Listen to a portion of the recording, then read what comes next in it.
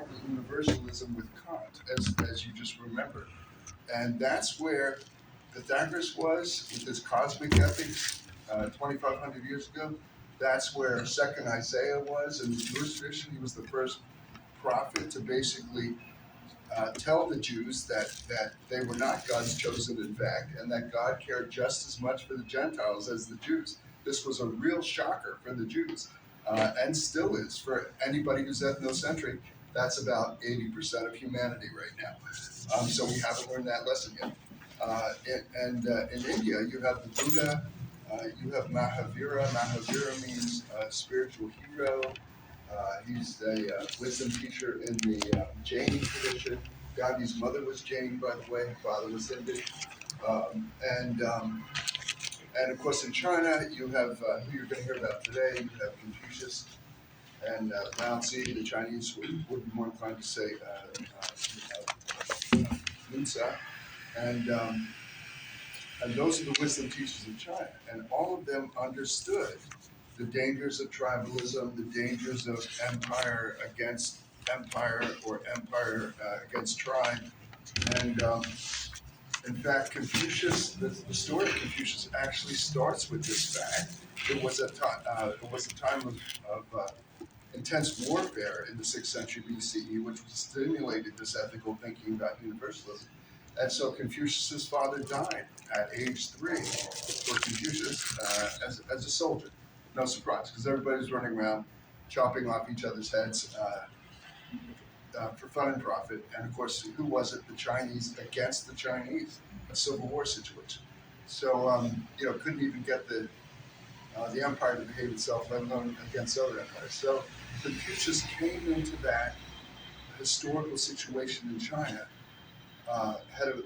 lived a long life, traveled from his province of Lu all over the place, trying to convince people that the best government was the most ethical government.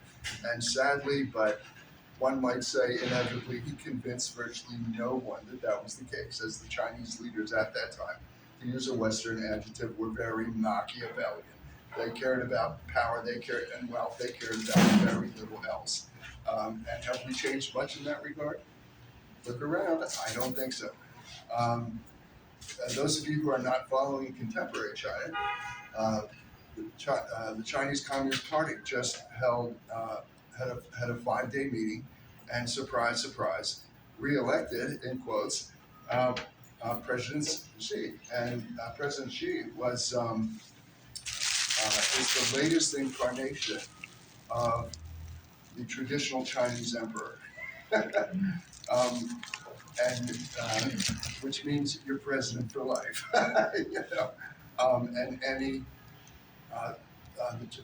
and why is that? We're going to find out in a few minutes, because Confucius basically set up the structure of Chinese society and the thinking of Chinese society a long time ago. And its virtues and vices continue to follow Chinese culture. But I think Confucius would have some sharp words of criticism, actually, for President Xi on Confucian grounds, as we will see. But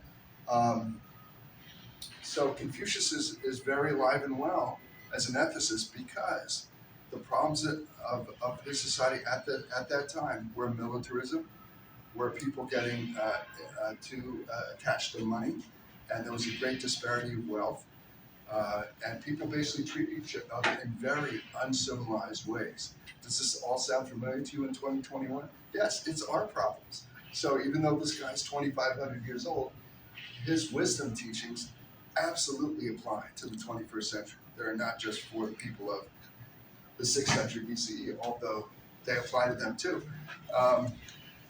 Because the ethicists lament in their graves is the more things change in many ways, the more they stay the same, in terms of ethical issues.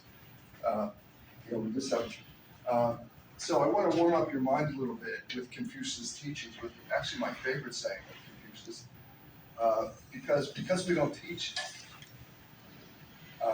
wisdom forms in secular U.S. colleges typically, unless you take an ethics course, and again, even an ethics course is very unusual at the undergraduate level.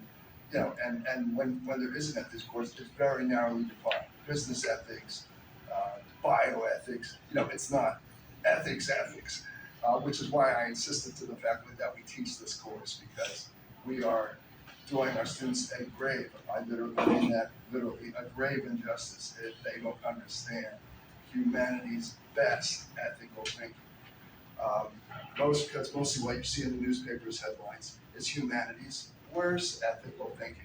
And if that's all you know, you won't do much better than most people, 80% of humanity today, which is not a very high standard. Anyway, so if you look at the wisdom literature of human culture generally, most people in this room would probably be more familiar with the Bible than Eastern traditions.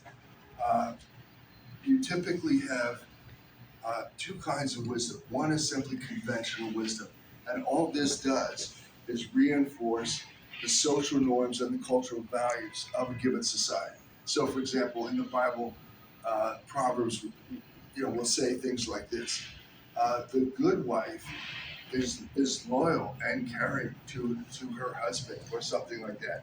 And all that's really doing is reinforcing the patriarchal thinking and structures and so on of ancient Israel. It's not any great revelation. Then there's another kind of wisdom that you can find in both the so-called Old Testament and New Testament as well, and that's transformative wisdom. And so when you look at Jesus, for example, the world's most famous Jew, Jesus is criticizing the ideas of social honor. He's criticizing the idea of political violence. He's criticizing the idea of being attached to your wealth, and so on. And so all of these teachings are attempts at transforming his audience, to have them look at social norms, conventional laws critically, and having them ultimately think for themselves, as you must as a transformative teacher. And that's why Jesus ends most of his parables saying, "So what do you think?"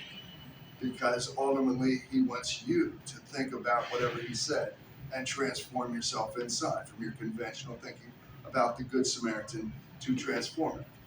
The Good Samaritan, by the way, is typically preached as the importance of being nice. No, that's not what that parable is about. First of all, you have to understand what a Samaritan is. A Samaritan was, in Harry Potter's terms, a muggle, a half-blood. People who had Jewish blood but also Assyrian blood. If you have pure Jewish blood and you are from Judea rather than the northern kingdom of Israel, you considered yourself not only God's chosen, but double the prejudice. You were purebloods, and so you look down on those lousy Samaritans. And so, of course, Jesus, speaking to a Jewish pureblood audience, says to them, once upon a time, there was an injured man on the side of the road, and a few Jewish folks came by and looked at the guy, turned up their nose, and left because he was the wrong type of Jew. And so a Samaritan came by and saw this wounded man and stopped, had empathy and compassion, and attended to his wounds. And then Jesus says, which one is doing the will of God? Well, the answer is fairly obvious, but he's actually insulting his audience. Is the point. They would have chosen, the conventional wisdom that they should have nothing to do with these people because they're so superior. And Jesus challenging that and asking them to transform their view. In fact, turn it upside down and consider helping a human being because they're a human being. Hello. But this is news to his audience. And some people react favorably, and of course some people are angry or challenge Jesus back. And a lot of his conversations with the Pharisees are about that. Notice the only argument he, quote, loses in Scripture is to a woman. Interesting. The so-called Canaanite woman or whatever, Syrophoenician woman, just called different things in the Gospels, but the message is the same. That Jesus learns from her and her wit and her humor.